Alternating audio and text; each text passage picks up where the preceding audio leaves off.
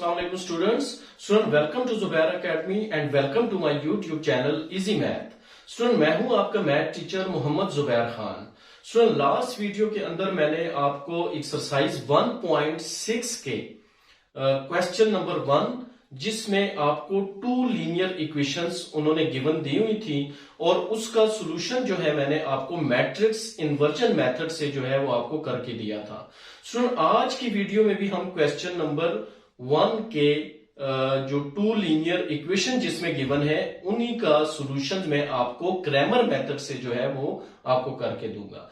तो student, let's चलते हैं क्वेश्चन नंबर 1 के पार्ट 2 की तरफ. चूंकि पार्ट 1 का सॉल्यूशन जो है वो मैंने आपको मैट्रिक्स इन्वर्जन मेथड से करके दिया था, तो अब हम इसका पार्ट 2 करेंगे, लेकिन किस मेथड से?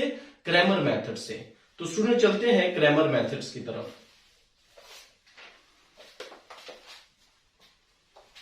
स्टूडेंट, इसका पार्ट 2 है क्वेश्चन 1 पार्ट 2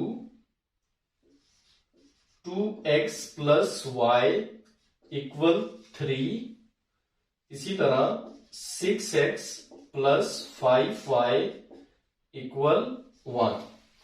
तो स्टूडेंट, कुछ चीजें, कुछ स्टेप्स जो हैं वो मैट्रिक्स इन्वर्जन मेथड और क्रैमर रूल में वो सेम है. यानी वो स्टेप जो है आप मैट्रिक्स इन्वर्जन मेथड में भी करेंगे और क्रैमर रूल के अंदर भी आप उन स्टेप्स को जो है वो लाजमी करेंगे. तो वो स्टेप्स कौन से हैं? सबसे पहले आप क्या करेंगे, आप इनको मैट्रिक्स फॉर्म में लिखेंगे. x के साथ 2 है, आपने 2 को इधर कर दिया, y के साथ कुछ भी नहीं है यानी 1 है, 1 लिखा आपने. इसी तरह 6, x के साथ 6, y के साथ 5, ये आपने इनको इस तरीके से लिख दिया. स्टूडेंट, फिर आप क्या करेंगे, आपको क्या नजर आ रहा है? x, y आपने लिखा. इसी तरह फिर आपका नेक्स्ट मैट्रिक्स कौन सा है? 3, 1. तो स्टूडेंट, ये आपने लीनियर इक्वेशंस को किस फॉर्म में लिख लिया? मैट्रिक्स फॉर्म में लिख लिया. अब स्टूडेंट, आपने क्या करना है, अब आपने इनको नेम देना है. ax equal b. Student, 2 steps आपने उसी तरह कर लिए. यानी फर्स्ट स्टेप के अंदर आपने क्या किया, मैट्रिक्स फॉर्म में लिखा. सेकंड स्टेप में स्टूडेंट आपने क्या किया, इनको नेम दिया. और थर्ड स्टेप जो है उसमें आप a का डिटर्मिनेंट फाइंड करेंगे. a मैट्रिक्स जो है इसका आप स्टूडेंट क्या फाइंड करेंगे? डिटर्मिनेंट. 2 मल्टीप्लाई 5 माइनस 6 मल्टीप्लाई 1, ये हो जाएगा स्टूडेंट 10 माइनस 6 इक्वल क्या हो जाएगा? 4. स्टूडेंट, ये थे 3 स्टेप्स जो आप क्रैमर और मैट्रिक्स इन्वर्जन मेथड में क्या करेंगे, जो आप दोनों मेथड्स के अंदर सेम स्टेप्स आप करेंगे. स्टूडेंट, अब आपने क्या करना है? स्टूडेंट, आप चाहे मैट्रिक्स इन्वर्जन मेथड है चाहे क्रैमर रूल है, आपने फाइंड किसकी वैल्यू करनी है? x और y की वैल्यू फाइंड करनी है. तो स्टूडेंट, अगर आप x की वैल्यू फाइंड करने जाएंगे तो उसके लिए क्रैमर रूल के अंदर आपके पास क्या फॉर्मूला है? ax का डिटर्मिनेंट ओवर a का डिटर्मिनेंट. इसी तरह अगर आप y की वैल्यू फाइंड करने जा रहे हैं तो आपको क्या करना पड़ेगा स्टूडेंट? ay का डिटर्मिनेंट ओवर a का डिटर्मिनेंट. तो स्टूडेंट, ये आपके लिए एक न्यू कंसेप्ट है जो मैट्रिक्स इन्वर्जन मेथड को क्रैमर रूल से जो है वो क्या करता है? डिफरेंशिएट करता है. यानी इसमें मैट्रिक्स इन्वर्जन मेथड के अंदर आप क्या कर रहे थे, आप पहले a मैट्रिक्स का डिटर्मिनेंट फाइंड करते थे, फिर आप एडजॉइंट फाइंड करते थे, फिर आप इनवर्स फाइंड करते थे. ठीक है स्टूडेंट. तो क्रैमर रूल के अंदर आपने ना तो एडजॉइंट फाइंड करना है, ना ही आपने इनवर्स फाइंड करना है, बल्कि आपने 3 दफा 3 स्टेप्स के अंदर आपने डिटर्मिनेंट फाइंड करना है. एक डिटर्मिनेंट आपने फाइंड कर लिया, फिर आप एक मैट्रिक्स बनाने जाओगे जिसका नाम होगा ax. स्टूडेंट, आपने ax का डिटर्मिनेंट फाइंड करना है, फिर आपने स्टूडेंट किसका फाइंड करना है? फिर आपने एक और मैट्रिक्स बनाना है जिसका नाम होगा ay. फिर आपने स्टूडेंट ए वाई का डिटर्मिनेंट फाइंड करना है और फिर आप उसको यहां पर पुट करके एक्स और वाई की वैल्यू जो है वो क्या करेंगे, वो आप फाइंड कर सकेंगे। तो स्टूडेंट लेट्स पहले हम ए एक्स का डिटर्मिनेंट लेते हैं। स्टूडेंट ए एक्स का डिटर्मिनेंट कैसे आएगा, पहले आप ए एक्स का मैट्रिक्स बनाएंगे।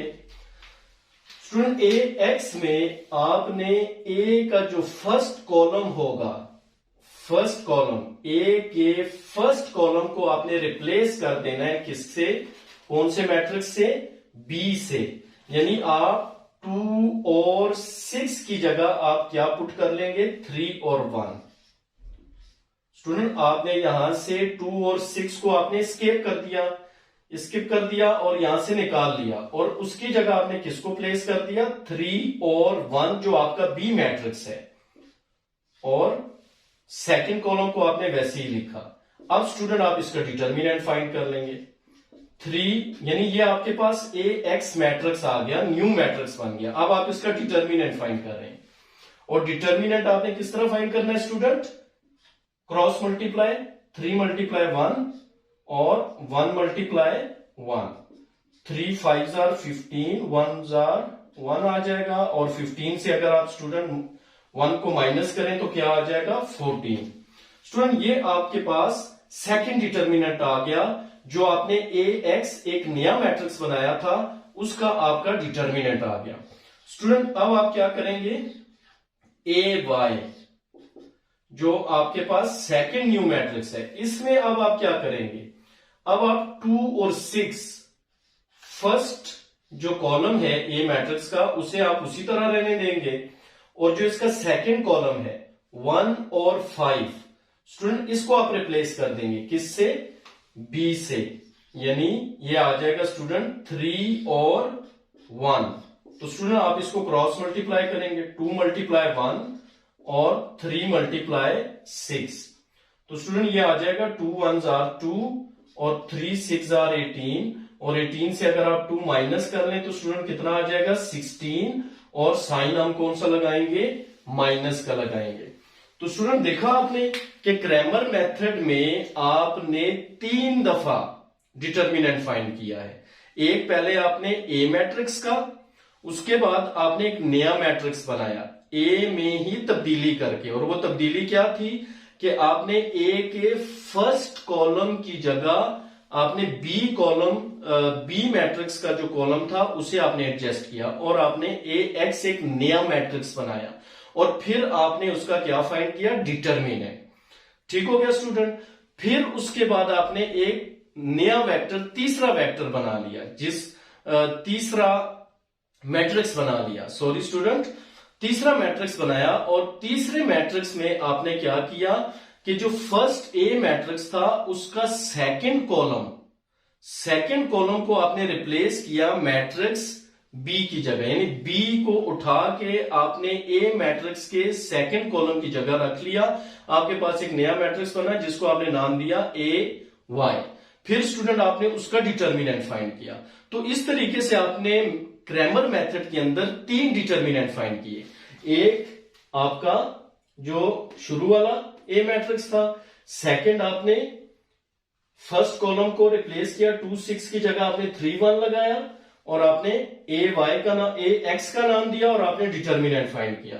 फिर स्टूडेंट आपने 2 और 6 को वैसे ही रहने दिया और 1 5 की जगह स्टूडेंट आपने क्या लिखा, 3 1, और इसको आपने स्टूडेंट नया नाम दिया ए वाई और इस तरह आपने इसका स्टूडेंट क्या फाइंड किया, डिटर्मिनेंट। अब स्टूडेंट अब हम क्या करेंगे, अब हम x किसके इक्वल था, ए एक्स का डिटर्मिनेंट और a का डिटर्मिनेंट। तो स्टूडेंट ए एक्स का डिटर्मिनेंट हमारा कितना आया हुआ है, 14। ये हम यहां पे पुट कर देंगे 14, और स्टूडेंट a का डिटर्मिनेंट हमारे पास कितना आया हुआ है, 4, 2 7 जार 2 2 जार, तो स्टूडेंट ये हमारे पास आ जाएगा 7/2। इसी तरह स्टूडेंट y का डिटर्मिनेंट क्या आएगा आपके पास, y की वैल्यू क्या आएगी, ए वाई का डिटर्मिनेंट ओवर a का डिटर्मिनेंट। तो स्टूडेंट ए वाई का जो डिटर्मिनेंट है वो आपके पास कितना आया हुआ है -16, और ए का जो डिटर्मिनेंट है वो आपके पास कितना है 4। तो 4 4 जार 16 हो जाएगा और प्लस माइनस माइनस हो जाएगा। तो स्टूडेंट इस तरीके से आपके पास x की वैल्यू क्या आ गई 7/2 और y की वैल्यू क्या आ गई आपके पास -4। तो ये स्टूडेंट आपका आंसर आ गया। अब स्टूडेंट चलते हैं इसके पार्ट नंबर